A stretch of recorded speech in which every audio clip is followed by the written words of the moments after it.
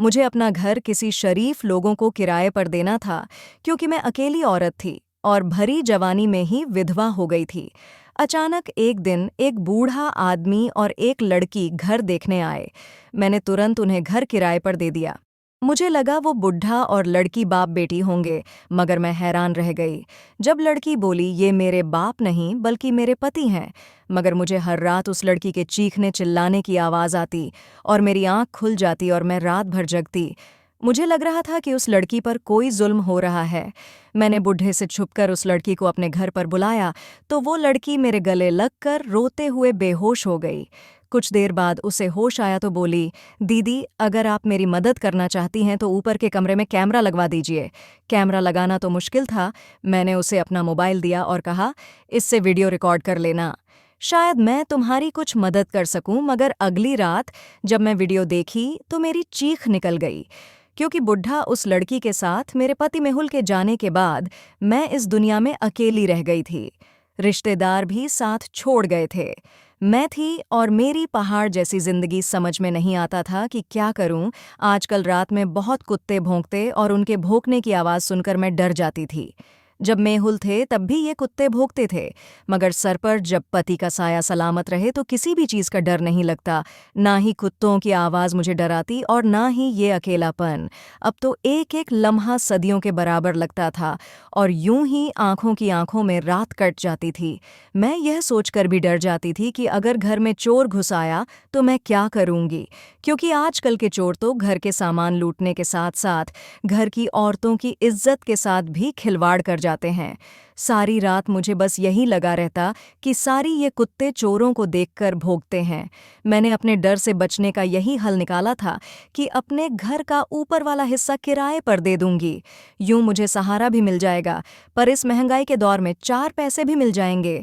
यूं तो मैं अपने मोहल्ले में कभी कभार ही निकलती थी, लेकिन आज खासकर इसी काम के लिए आसपास के लोगों के घर गई। मैंने अगल बगल के सभी लोगों को बता दिया कि अगर किसी को किराए के घर की तलाश है तो उसे मेरे पास भेज दीजिएगा। शर्त यही है कि किराए पर आने वाले लोग फैमिली वाले हों। मुझे नहीं पता था कि मेरी बात इतनी जल्दी सुनी जाएगी। शाम के वक्त घर में 2 लोग आए, एक बुजुर्ग था और उसके साथ एक जवान लड़की थी। मैंने उन लोगों को ड्राइंग रूम में लाकर बैठा दिया और पूछा, मैं आप लोगों को अच्छी तरीके से जानती नहीं हूँ, आप अपना परिचय दीजिए। उस आदमी ने कहा, आपने कहा था कि आप अपना घर किराए पर देना चाहती हैं। हमें भी रहने के लिए ठिकाने की जरूरत थी, इसलिए हम यहाँ पर आ गए। मैंने सहमति में अपना सिर हिला दिया और कहा, ठीक है, मुझे भी आप ही जैसे लोगों की जरूरत थी। ये तो अच्छा हुआ कि अब बाप बेटी हमारे घर पर रहेंगे। नहीं नहीं, ये मेरे पिता नहीं, ये मेरे पति हैं, उस लड़की ने कहा। उस लड़की की बात सुनकर मैं हैरान थी और दोनों को एकटक नजरों से देखने लगी। तभी उस बूढ़े आदमी ने कहा, अच्छा, पहले आप ये बताइए कि क्या आप ये घर हमें किराए पर देंगी? मैंने कहा, हाँ, क्यों नहीं, मैं अपने घर का ऊपर वाला घर आपको किराए पर देना चाहती हूँ। तभी उस शख्स के चेहरे पर मुस्कुराहट फैल गई। मैंने उस शख्स की पत्नी की तरफ देखा तो उसे देखकर लगा कि वो बहुत परेशान हो। उसके दिल में कुछ न कुछ चल रहा हो, वो मुझे कुछ बताना चाहती हो और बहुत घबराई हो। फिर मैंने सोचा कि नहीं, शायद मेरा वहम हो। मैंने उन लोगों को ऊपर वाला घर दिखा दिया जो कि उन्हें बहुत पसंद आया। किराए की बात हुई तो विनोद साहब मुंह मांगा किराए भी देने को तैयार थे। ये तो मेरे लिए बहुत खुशी की बात थी। मैंने ऊपर वाले घर की चाबी उन्हें थमा दी और सुकून भरी लंबी सांस लेकर नीचे आ गई। मुझे विनोद और उसकी वाइफ माया बहुत अच्छे लगे। माया तो वाकई में बहुत खूबसूरत थी। न जाने उसके घर वालों की ऐसी कौन सी मजबूरी होगी जिसकी वजह से उन्होंने अपनी फूल सी बेटी की शादी इतने बड़े सख्त से करवा दी, सामूहिक। तो मैंने सोचा कि वो लोग आज ही तो आए हैं, आज तो उन्हें अपना घर सेट करने में काफ़ी वक्त लग जाएगा, इसलिए शाम का खाना उन्हें मैं बनाकर दे देती हूँ। यही सोचकर मैं किचन में आ गई और 3 लोगों का खाना बनाने लगी। खाना बनाकर मैंने अच्छी तरीके से ट्रे सजाई और खाना लेकर ऊपर चली गई। मैंने दरवाजे पर दस्तक दी पर किसी ने दरवाज़ा नहीं खोला। जब दरवाज़ा नहीं खुला तो मैं ये सोचकर परेशान हो गई कि पता नहीं मैंने ऊपर आकर अच्छा भी किया कि नहीं। मुझे इन लोगों को इस तरह डिस्टर्ब नहीं करना चाहिए, ताकि अपनी अपनी प्राइवेसी होती है। मैं वापस लौटने ही लगी थी तभी अचानक से दरवाज़ा खुल गया। सामने विनोद खड़ा था। उसने मेरे हाथ में खाने की थाली देखी तो कहने लगा, बहन आपने बेवजह तकलीफ की। मैं मुस्कुरा दी और बोली, नहीं, नहीं, इसमें तकलीफ की कौन सी बात है? ये तो मेरा फर्ज बनता है। विनोद ने कहा, माया खाना बनाने ही जा रही थी। मैंने कहा, उससे कहो कि आज के दिन वो आराम कर ले। वैसे वो है कहाँ, मैं ज़रा उससे भी मिल लूँ। इतना कहते हुए मैं कमरे के अंदर दाखिल ही हुई कि अचानक विनोद मेरे सामने खड़ा हो गया और कहने लगा, दरअसल माया सो रही है। उसके सर में तेज दर्द था।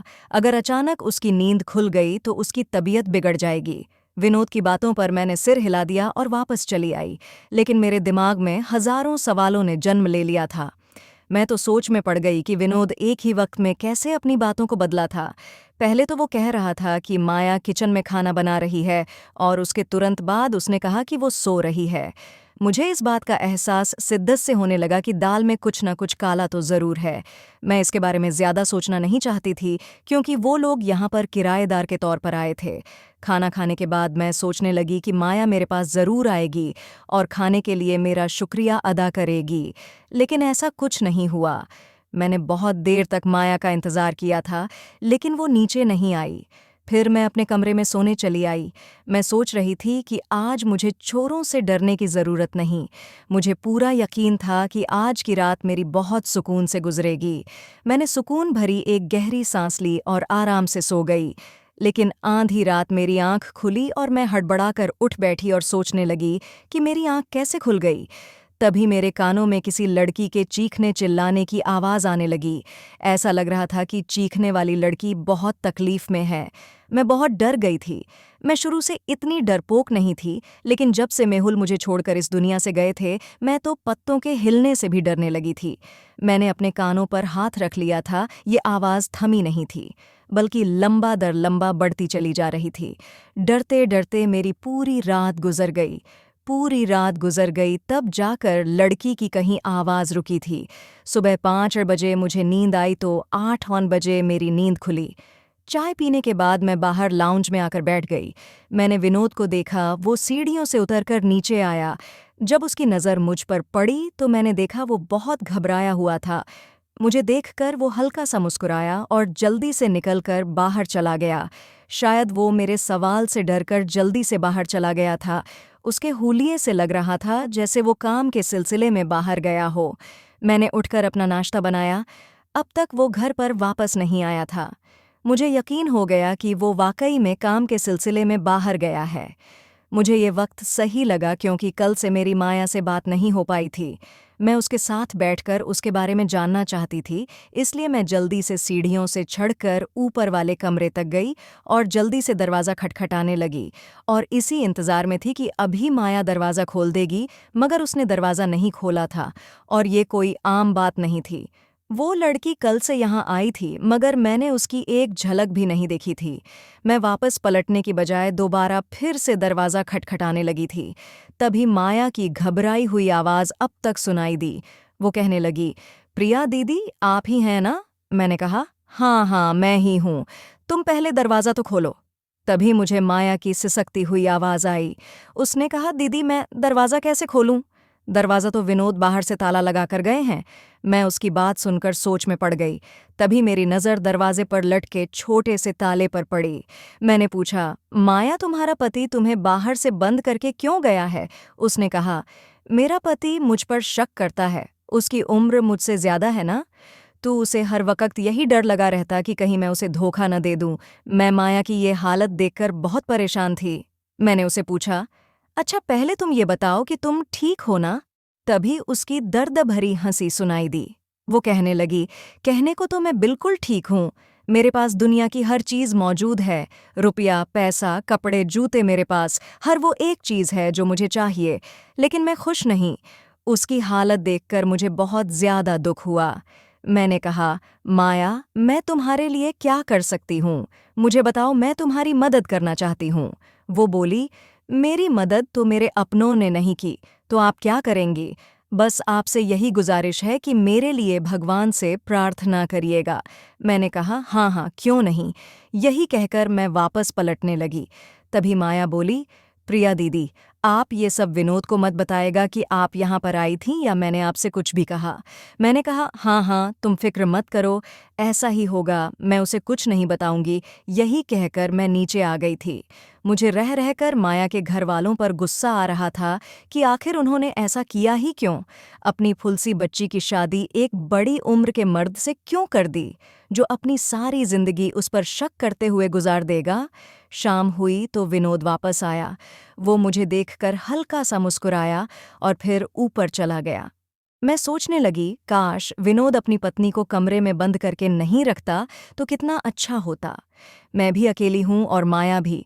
हम दोनों की आपस में दोस्ती हो जाती, हम अपना दुख बांट लेती। अब क्या हो सकता था। खैर, मैं अपनी रोजमर्रा के काम निपटाने लगी और फिर सोने के लिए लेट गई। आज फिर आंधी रात के वक्त मेरी आंख खुल गई थी और आज भी वजह वही थी जिसने मुझे कल सोने नहीं दिया था। मुझे फिर से किसी लड़की के चीखने की आवाज़ सुनाई दी। मैंने ध्यान से सुना तो मुझे समझ में आ गया कि ये आवाज़ तो बहुत करीब से आ रही थी। कहाँ से आ सकती है भला? मुझे इसका पता हर सूरत में लगाना था। मैं अपने कमरे से बाहर आ गई तो मुझे चीखने चिल्लाने की आवाज़ और तेज़ सुनाई देने लगी। फिर मुझे अंदाज़ा हो गया कि आवाज़ कहीं और से नहीं बल्कि ऊपर वाले कमरे से आ रही है, और सीखने चिल्लाने वाली लड़की कोई और नहीं बल्कि माया है। एक लम्हे के लिए मैं सन्न रह गई थी। फिर मैं जल्दी जल्दी सीढ़ियाँ चढ़ने लगी और कमरे तक पहुँच गई। मैंने ज़ोर ज़ोर से दरवाज़ा पीटना शुरू कर दिया। मैं बहुत देर तक यूं ही खड़ी दरवाज़ा खटखटा रही थी, लेकिन मजाल किसी ने दरवाज़ा खोला हो, और ऐसा भी नहीं था कि मेरे दरवाज़ा खटखटाने से अंदर चिल्लाने की आवाज़ कम हो गई हो। दरवाज़ा पीटते पीटते मेरे हाथों में दर्द होने लगा। ऐसे में मजबूरन नीचे आ गई। आज तो पूरी रात मुझे नींद आने वाली नहीं थी, इसलिए मैं लॉन्च में बैठ गई। बैठे बैठे सुबह हो गई। सुबह विनोद पर जब नीचे आया तो मुझे देखते ही घबरा गया था। वो बाहर निकलने ही वाला था। तभी मैं बोली, विनोद साहब, मेरी बात तो सुनिए। मैंने उस शख्स के चेहरे पर एक खौफ देखा था। वो मेरे सामने वाले सोफे पर बैठ गया और बोला, मैं जानता हूं कि आप मुझे क्या पूछना चाहती हैं। विनोद का चेहरा उदास हो गया और वो कहने लगा, आपको माया की फिक्र हो रही है, ना कि रात को वो क्यों चीखती चिल्लाती है। मुझे भी उसकी बहुत चिंता होती है, मगर मैं कुछ भी करने से मजबूर हूं। अगर आपके पास कोई हल हो तो जरूर बताएगा। मैंने देखा ये सब कहते हुए विनोद की आंखों से आंसू निकल गए थे और वो मुझसे नज़र बजाकर अपने आंसू पोंछने लगा। मैंने कहा, पहले आप ये बताइए कि उसके साथ परेशानी क्या है, तभी तो मैं कोई हल बताऊंगी। मेरे इस सवाल पर विनोद ने अपना सर उठाया और मेरी आंखों में आंखें डालकर बोला, माया की सबसे बड़ी परेशानी संदिग्ध शख्स से शादी है। मैं हैरत से विनोद की तरफ देखने लगी तो उसने कहा, मेरी शकल सूरत गौर से देखिए और बताइए, क्या माया जैसी लड़की मेरे साथ खुश रह सकती है? उस दिन तो आपने भी मुझे उसका बाप समझ लिया था। मुझसे बस यही गलती हुई कि मैं माया की बाप की बातों में आ गया। माया का पिता मुझसे 10 लाख लिया था। वो 2 साल के वादे पर लिया था, लेकिन 5 साल गुजर गए और वो कर्ज नहीं लौटा रहा था। वो हर रोज बस यही कहकर टाल देता कि आज दूंगा कल दूंगा, पर अब मेरे सब्र का बांध टूटने लगा। मैंने उसे कहा कि अगर तुम पैसे नहीं दिए तो मैं तुम्हें पुलिस के हवाले कर दूंगा। पुलिस का नाम सुनते ही वो डर गया और बोला, मेरे पास तुम्हें देने के लिए फूटी कौड़ी नहीं है। तुम ऐसा करो कि पैसे के बदले में तुम मेरी बड़ी बेटी से शादी कर लो। मुझे उसकी बात समझ में नहीं आई थी। मैंने कहा, तुम ये क्या कह रहे हो? तभी उसने झट से अपनी बेटी की तस्वीर मेरे सामने रख दी और कहने लगा, अगर तुम इससे शादी नहीं करोगे तो मैं किसी और शख्स से पैसे लेकर इसे उसके हवाले कर दूंगा। दरअसल मेरी शादी बहुत पहले हो गई थी। मैं और मेरी पत्नी अपनी जिंदगी में बहुत खुश थे। वो कुछ दिन बाद पेट से हो गई और बच्चा पैदा होते वक्त उसकी हालत बिगड़ने लगी और वो मुझे छोड़कर चल बसी। ना वो बच सकी और ना ही मेरा बच्चा। तब से मैं अकेला ही था और मैंने दूसरी शादी नहीं की थी। मगर उम्र बढ़ने के साथ साथ मुझे तन्हाई का एहसास होने लगा। जी चाहता था कि मेरा भी कोई अपना हो जिससे मैं अपना दुख सुख बांट सकूं। और फिर उस दिन जब माया के पिता ने माया की तस्वीर दिखाई और कहा कि अगर तुम नहीं शादी करोगे तो मैं इसे किसी और के हवाले कर दूंगा, तो फिर मैं उसकी बात में आ गया और माया से शादी कर ली। शादी की रात माया ने मेरे गाल पर एक जोरदार थप्पड़ मारा और मेरे मुंह पर थूक दिया और कहने लगी, चाहे तुम कुछ भी कर लो, मैं तुम्हारी कभी नहीं हो सकती। तुम्हें शर्म आनी चाहिए। अपनी बेटी की उम्र की लड़की से शादी करते हुए अब वो हर रात मुझे परेशान करने के लिए चीखती चिल्लाती है, इसलिए मुझे अपना खुद का घर छोड़ना पड़ा, क्योंकि लोग मुझ पर शक करते थे कि साथ में अपनी पत्नी के साथ बदसलूकी करता हूँ। मैं यूं ही घर बदलता रहता हूँ, मगर मुझे कहीं ठिकाना नहीं मिलता। लोग माया की वजह से मुझे जीने नहीं देते। ये मेरा तीसरा घर है। यहाँ आते वक्त मैंने उसके सामने हाथ जोड़ा था कि मुझे इस आखिरी उम्र में यूं जलील मत करो, मगर उसने मेरी एक ना सुनी और यहाँ आकर भी अपनी हरकतों से बाज नहीं आई। लेकिन आपको एक बात बताऊं, इसमें माया का भी कोई कसूर नहीं है। वो दिमागी तौर पर बीमार हो चुकी है, उसका इलाज चल रहा है, वो जख्मी भी कर देती है। इसलिए मैं कहीं जाता हूँ तो उसे बाहर से बंद करके जाता हूँ। मैं ये सब सुनकर सोच में पड़ गई थी और मैंने बड़े गौर से विनोद की तरफ देखा तो उसकी तरफ देखकर यही लग रहा था कि वो सच बोल रहा है। फिर मैंने कहा, मैं आपसे एक रिक्वेस्ट करूं? उसने कहा, हाँ हाँ बोलिए। आप माया को बाहर से बंद करके मत जाया करिए। मैं उससे बात करने की कोशिश करूंगी। हो सकता है कि उसकी हालत में कोई सुधार आएगा। विनोद मेरी बातों से परेशान हो गया और कहने लगा, आप ये सब इसलिए कह रही हैं क्योंकि आपको उसकी हालत का अंदाज़ा नहीं। जब उसे गुस्सा आता है तो वो इस कदर जुनूनी हो जाती है कि मेरे लिए भी उसे संभालना मुश्किल हो जाता है। मैं ऑफिस में होता हूँ, अगर पीछे से वो आप पर हमला कर देगी तो क्या होगा? हो सकता है कि वो आपका बहुत ज़्यादा नुकसान कर दे, इसलिए इस काम के लिए आप मुझे माफ़ कर दें। मैं ऐसा नहीं कर सकता, मैंने कहा। अगर माया ने मेरे साथ कुछ भी किया तो उसका कसूरवार मैं किसी को नहीं ठहराऊंगी। अब बस उसे बाहर से लॉक करके मत जाइए। विनोद बड़े गौर से मेरी तरफ देखने लगा और फिर उसने अपनी जेब से चाबी निकालकर मुझे थमा दी और कहने लगा, आप होशियार रहिएगा। जैसे ही आपको महसूस हो कि माया को गुस्सा आ रहा है तो तुरंत घर से बाहर निकल जाइएगा। मैंने सिर हिला दिया तो वो उठकर चला गया। मैं तो बस यही सोच सोच कर परेशान हो रही थी कि आखिर सच कौन बोल रहा है। मैं ऊपर गई और कमरे का ताला खोलकर अंदर गई तो देखा माया सोफे पर बैठी हुई किसी गहरी सोच में थी और बार बार अपने आंसू पोंछ रही थी। वो अचानक मुझे देखकर घबरा गई और कहने लगी, आपने तो मेरी जान ही निकाल दी थी, पर ये सब कैसे हो गया? आप यहाँ पर कैसे आ गई और आपको चाबी कैसे मिली? मैंने कहा, बस ये तुम्हारी प्रिया दीदी का कमाल है। माया रोने लगी और उठकर मेरे गले लग गई। उसने कहा, दीदी, मुझे बहुत दिनों से किसी ऐसे कंधे की तलाश थी जिस पर मैं सर रख कर रो सकती। मैंने कहा, अब तुम्हें रोने की जरूरत नहीं, मैं तुम्हारे साथ हूँ। आज मैं तुमसे एक जरूरी बात पूछने आई हूँ। माया, पहले तुम ये बताओ कि रात के वक्त तुम चीखने क्यों लगती हो? ये सच था कि मैंने विनोद की बातों पर भरोसा कर लिया था, लेकिन मैं माया की भी कहानी सुनना चाहती थी। मुझे यह था कि माया ने कहीं मुझे पागल न बनाया हो। वो घबराई हुई थी, कहने लगी, नहीं, मैं तो नहीं चीखती, मुझे क्या ज़रूरत है, मैं तो अपनी ज़िंदगी में बहुत खुश हूँ। विनोद मेरा बहुत ख्याल रखते। मैं उस लड़की की बात सुनकर हैरान रह गई। उसने अचानक ही काया पलटी थी। कल तो वो कुछ और कह रही थी, फिर उसने कहा, आप मुझे अपना घर दिखाइए कि आपने अपने कमरे की सजावट कैसे की है। मैंने कहा, ठीक है, चलो दिखाते हैं। मैं माया को अपने साथ नीचे लेकर आई। नीचे आते ही माया ने अपना बाजू मेरे सामने कर दिया। उस पर जले का निशान था। मैं डर गई और उससे पूछी, ये क्या है? तो वो कहने लगी, मैंने जो कुछ भी कल आपसे बात की, न जाने कैसे मेरे पति ने सुन ली। साधु कमरे में कोई रिकॉर्डिंग लगाकर रख नजर रखा है। इसे मैंने ऊपर आपसे झूठ कहा कि मैं बहुत खुश हूँ, जबकि ऐसा कुछ भी नहीं है। मेरा बुढ़ा पति मुझ पर बहुत जुल्म करता है। ये जो रात रात भर में चीखती रहती हूँ ना, ये बेवजह नहीं है। अगर आप अपनी आंखों से देख लें कि मुझ पर क्या गुजरती है तो आप बेहोश हो जाएंगी। आप कैमरा मंगवाकर ऊपर वाले कमरे में लगवा दें। जब कैमरे का मंजर रिकॉर्डिंग हो जाएगा तो वो सब आप पुलिस को दिखाइएगा, तो मेरे मुजरिम को सज़ा मिल जाएगी और मैं आज़ाद हो जाऊंगी। मैंने कहा, ठीक है, मैं कुछ ना कुछ करती हूँ।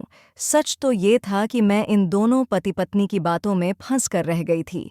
मुझे तो दोनों की ही बातों पर यकीन आ जाता था, पर सच तक पहुँचने का एक ही हल था, और वो था कि मैं सच में ऊपर वाले कमरे में कैमरा लगवा दो।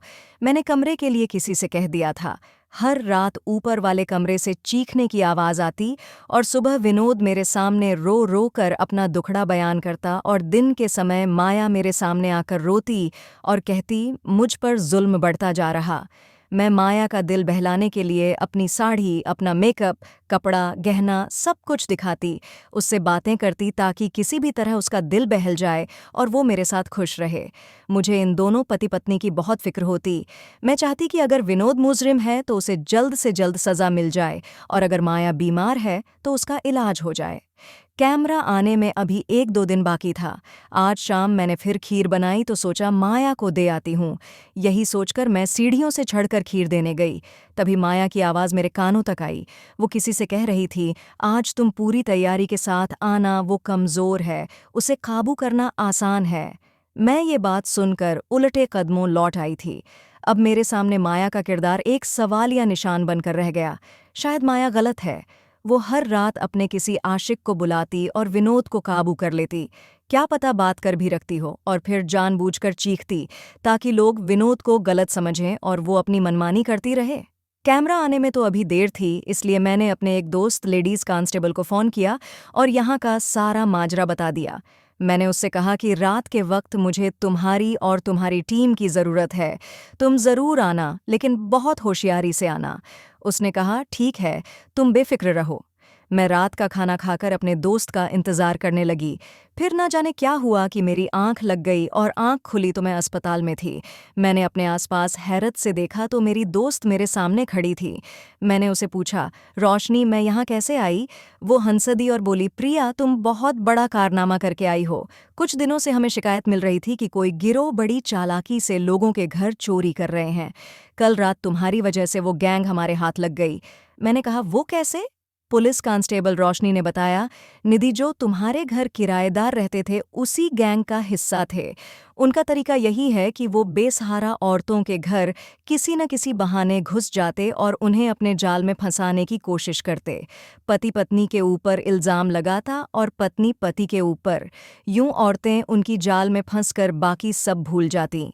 तुम्हारे साथ भी उन्होंने ऐसा ही किया। तुमने खुद माया को घर की एक एक चीज़ दिखाई, तुमने उसे अपने ज़ेवरात भी दिखा दिए। ये तो शुक्र बनाओ कि तुमने कल माया की बातें सुन ली। नहीं तो क्या होता? नहीं तो क्या होता? कल रात उन्होंने तुम्हारे खाने में नींद की दवाई मिला दी थी और तुम्हारे घर की एक एक चीज़ लूटने वाले थे। लेकिन उन लोगों की बदकिस्मती थी कि हम लोग मौके पर ही पहुंच गए और वह लोग पकड़े गए। मैं मीरा की बातें सुनकर सन्न रह गई कि लोग दूसरों को लूटने के लिए किस हद तक गुजर जाते हैं। वो तो भगवान का लाख लाख शुक्र है कि उसने मुझे बचा लिया। अब तो किराएदार भी रखने से डर लगने लगा है। अब मैं अकेली ही रहती हूँ। मेरे ख्याल में बुरे लोगों से तन्हाई 1000 गुना बेहतर है। तो दोस्तों, ये कहानी आपको कैसी लगी कमेंट में बताएगा। धन्यवाद।